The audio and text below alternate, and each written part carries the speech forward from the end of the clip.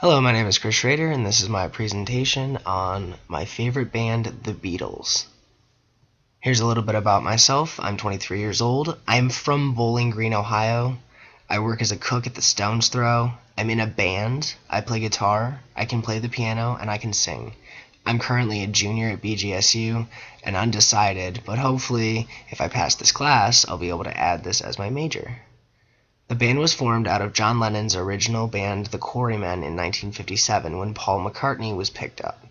George was added a year later, and Ringo was not added until 1960 when they first started recording together.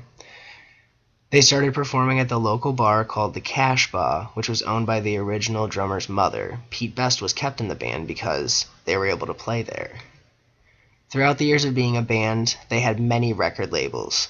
Parlophone, a German record label, was the first that they recorded under, and they recorded in the EMI studios.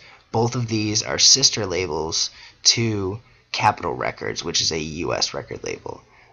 They worked under both of those until they formed their own record label called Apple Records Incorporated. Their first band manager was Brian Epstein until they signed with Capitol, and then it was George Martin. The band hit the US in 1964 and performed on The Ed Sullivan Show. They recorded 13 albums, starting in 1962 and ending in 1970 due to the band's breakup. In 1966, George Harrison had studied under the sitar guru Ravi Shankar.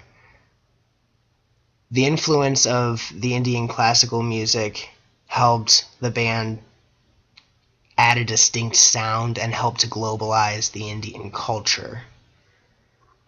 While he was there, he heard a speech by Maharishi, and he encouraged the band to go on a spiritual trip together.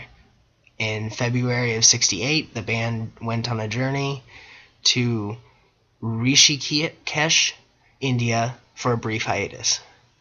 The band broke up in 1970 when Paul McCartney announced his departure from the group.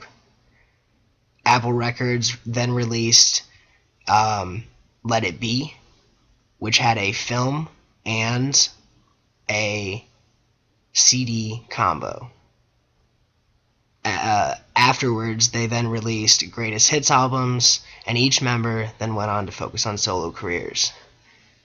In 1980, on December 8th, John Lennon was gunned down by Mark David Chapman outside of his home in New York. This has been my presentation. Thank you. Have a great day.